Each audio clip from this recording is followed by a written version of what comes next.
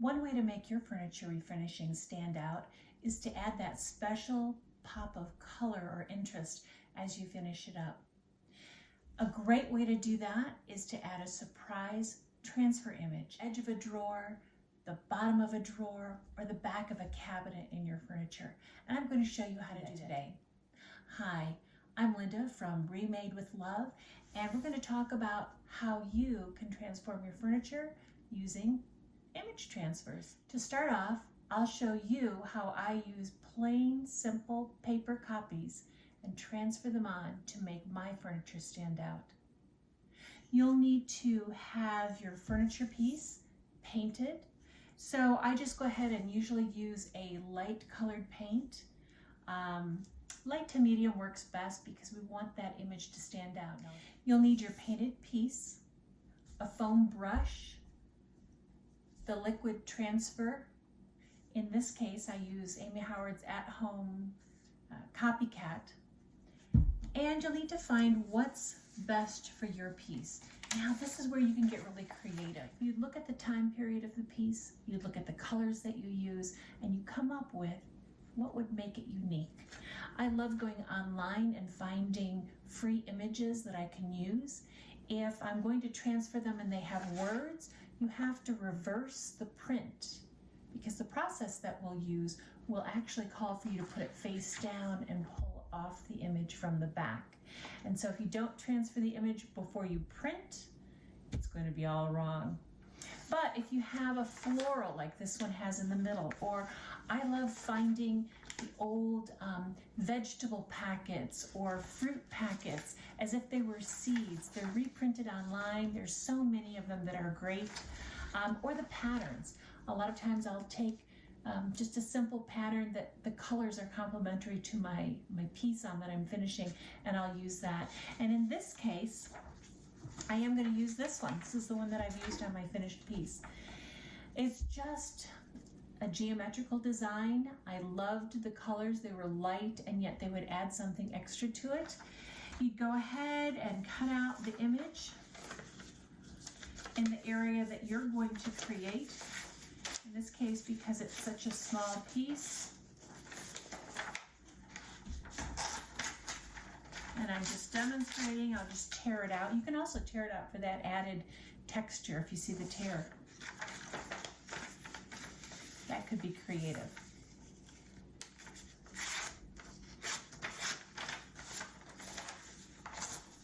Make sure the image is to the size you need on the piece that you're putting it on. So if I were to measure this, about here. Super simple to do. This will just take you in time, just a few minutes to do. Of course, you're going to have to wait for things to dry, so that becomes the hard part. So I've got the image I'm going to transfer. I want to put this on my wood. In this case, what I'll do is I will add some Copycat to the jar. About how much I think I'm going to use. I'm going to eyeball it here. I may have to add more. What's important to note is when this dries, it will dry a little bit shiny. It has a little bit of a sheen to it. And so you want to make sure that that's okay and it goes with the piece that you're creating. If it's not okay, what you'll need to do is come back in with a wax or a sealer that's more of a matte finish if you prefer that. In this case, I don't mind. I'm going to seal it with maybe a cerusing wax or something else. So I don't care if I overlap or the shine gets a little bit on the outside of my transfer image.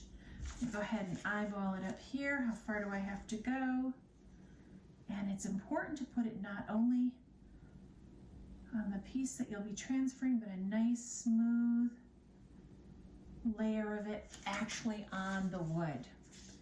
So I'm going to come back and make sure I saturate the paper. Every little bit of color that I want on my wood needs to be covered with this Copycat transfer lotion.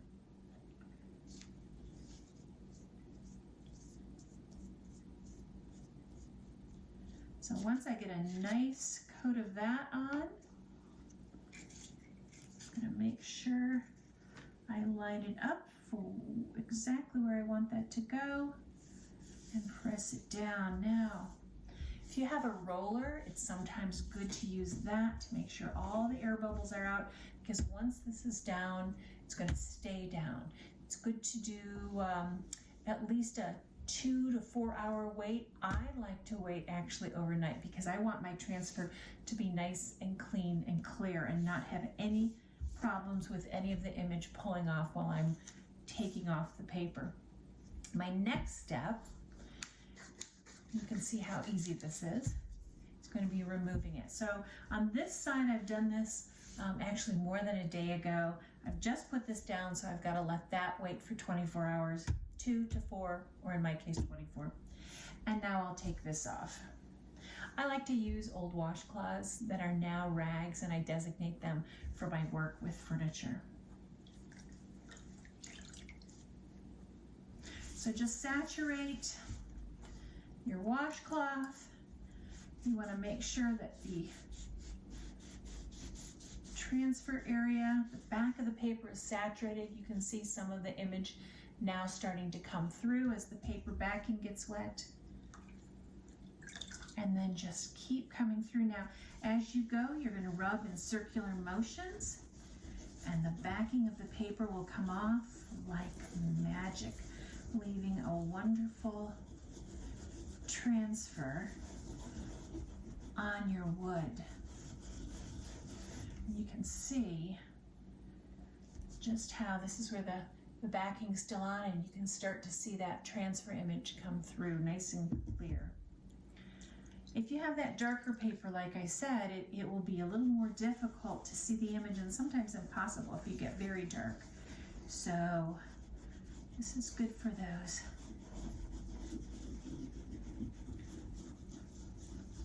Inside the drawer or inside on the edge of a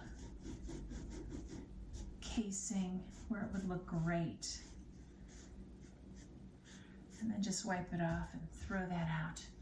What do you think? That looks pretty good, doesn't it? Okay, to seal it, and it's still wet here, so I'm not going to seal it right now, but what I would do is, like I said, if I wanted to make it just a little bit grayer, a little bit more aged, if I have an aged piece, and you'll see it on the piece that I'm finishing downstairs, I'll use cerusing wax. So once this is dry, I'll take a little bit of cerusing wax directly onto my rag, my dry rag.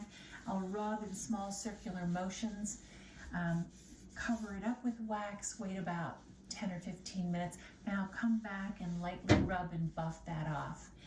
If I wanted to go ahead and use a regular clear or light wax, I'll come in with that and do the exact same thing. Wait till it's dry, bring my rag in, put a little bit of wax on it, light wax or clear wax, and seal it by rubbing it in, let it sit, and then come back and buff. I could also take a matte sealer, and this again, it will dry to more of a matte with just a little bit of a satin finish. It's not dead matte, dead flat matte like a chalk paint would be, but it's going to give a nice satin finish. So if you're okay with that on your piece, go ahead and use that. Now, you know the secret to the transfer image.